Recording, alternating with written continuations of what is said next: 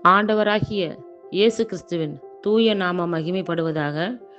மத்தேயு எழுதிய சுவிசேஷம் 15ஆம் அதிகாரத்தில் உள்ள வசனங்களை நாம் இப்பொழுது தியானிக்க இருக்கிறோம். அப்பொழுது எருசலேமிலிருந்து வந்த வேத பாரகரும் பரிசேயரும் இயேசுவினிடத்தில் வந்து, உம்முடைய சீஷர்கள் முன்னோர்களின் பாரம்பரியத்தை ஏன் மீறி நடக்கிறார்கள்? கை கழுவாமல் போஜனம் பண்ணுகிறார்களே என்றார்கள்.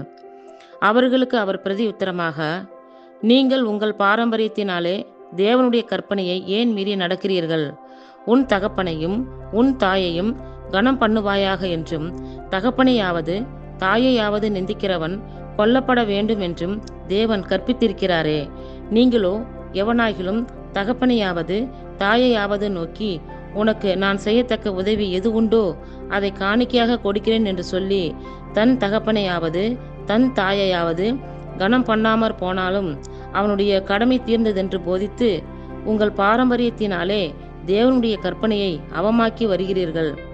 மாயக்காரரே, உங்களை குறித்து இந்த ஜனங்கள் தங்கள் வாயினால் என்னிடத்தில் சேர்ந்து தங்கள் உதடுகளினால் என்னை கனம் பண்ணுகிறார்கள். அவர்கள் இருதயமோ எனக்கு தூரமாய் விலகி இருக்கிறது. மனுஷருடைய கற்பனைகளை உபதேசங்களாக போதித்து வீணாய் எனக்கு ஆராதனை செய்கிறார்கள் என்று ஏசாயா தீர்க்கதரிசி நன்றாய் சொல்லி இருக்கிறான் என்றார். பின்பு அவர் ஜனங்களை வரவழைத்து அவர்களை நோக்கி, நீங்கள் கேட்டு உணருங்கள். வாய்க்குள்ளே போகிறது மனுஷனை தீட்டுப்படுத்தாது, வாயிலிருந்து புறப்படுகிறதே மனுஷனை தீட்டுப்படுத்தும் என்றார். அப்பொழுது அவருடைய சீஷர்கள் அவரிடத்தில் வந்து, பரிசேயர் இந்த வசனத்தை கேட்டு இடரல் அடைந்தார்கள் என்று அறிவீரா என்றார்கள். அவர் பிரதி உத்தரமாக, என் பரமபிதா நடாத நாற்றெல்லாம் வேரோடே பிடுங்கப்படும். அவர்களை விட்டுவிடுங்கள்.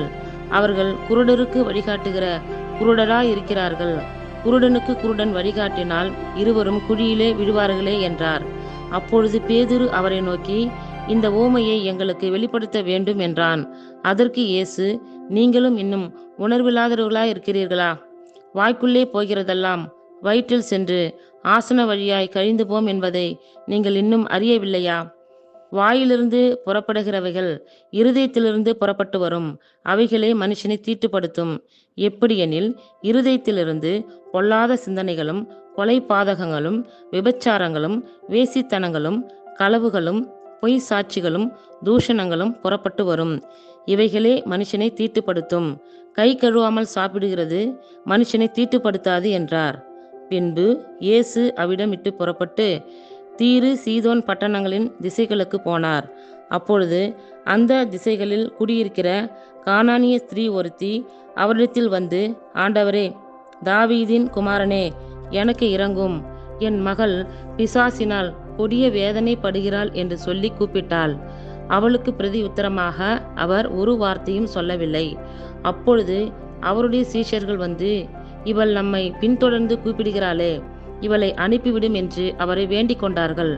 அதற்கு அவர், காணாமற் போன ஆடுகளாகிய இஸ்ரவேல் வீட்டாரிடத்திற்கு அனுப்பப்பட்டேனே என்று மற்றபடி அல்ல வென்றார். அவள் வந்து, ஆண்டவரே, எனக்கு உதவி செய்யும் என்று அவரை பணிந்து கொண்டாள். அவர் அவளை நோக்கி, பிள்ளைகளின் அப்பத்தை எடுத்து நாய்க்குட்டிகளுக்கு போடுகிறது நல்லதல்ல என்றார். அதற்கு அவள், மெய்தான் ஆண்டவரே, ஆகிலும் நாய்க்குட்டிகள் தங்கள் எஜமான்களின் மேஜையிலிருந்து விடும் துணிக்கைகளை தின்னுமே என்றாள். இயேசு அவளுக்கு பிரதி உத்தரமாக, ஸ்ரீயே, உன் விசுவாசம் பெரிது. நீ விரும்புகிறபடி உனக்கு ஆகக் கடவது என்றார். அந்நேரமே அவள் மகள் ஆரோக்கியமானாள். இயேசு அவ்விடம் விட்டு புறப்பட்டு கலிலேய கடல் அருகே வந்து ஒரு மலையின் மேல் ஏறி அங்கே உட்கார்ந்தார். அப்பொழுது சப்பானிகள், குருடர், ஊமையர், ஊனர் முதலிய அநேகரை திரளான ஜனங்கள் கூட்டிக் கொண்டு இயேசுவினிடத்தில் வந்து அவர்களை அவர் பாதத்தில் வைத்தார்கள். அவர்களை அவர் சொஸ்தப்படுத்தினார். ஊமையர் பேசுகிறதையும் ஊனர் சொஸ்தமடைகிறதையும் சப்பானிகள் நடக்கிறதையும் குருடர் பார்க்கிறதையும் ஜனங்கள் கண்டு ஆச்சரியப்பட்டு இஸ்ரவேலின் தேவனை மகிமைப்படுத்தினார்கள்.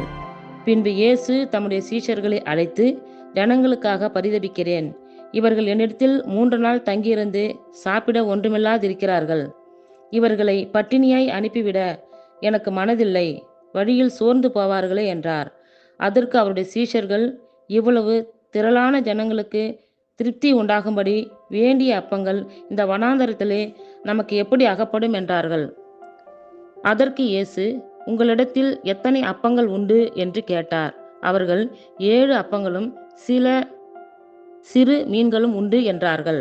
அப்பொழுது அவர் ஜனங்களை தரையில் பந்தி இருக்க கட்டளையிட்டு, அந்த 7 அப்பங்களையும் அந்த மீன்களையும் எடுத்து ஸ்தோத்திரம் பண்ணி பிட்டு தம்முடைய சீஷர்களிடத்தில் கொடுத்தார். சீஷர்கள் ஜனங்களுக்கு பரிமாறினார்கள். எல்லாரும் சாப்பிட்டு திருப்தி அடைந்தார்கள். மீதியான துணிக்கைகளை 7 கூடை நிறைய எடுத்தார்கள். ஸ்திரீகளும் பிள்ளைகளும் தவிர சாப்பிட்ட புருஷர் 4000 பேராயிருந்தார்கள். அவர் ஜனங்களை அனுப்பிவிட்டு படவில் ஏறி மக்தலாவின் எல்லைகளில் வந்தார். இத்துடன் 15ஆம் அதிகாரத்திற்கான வசனங்கள் நிறைவுற்றது. கர்த்தர் தாமே நம் எல்லோரையும் ஆசீர்வதிப்பாராக. ஆமேன்.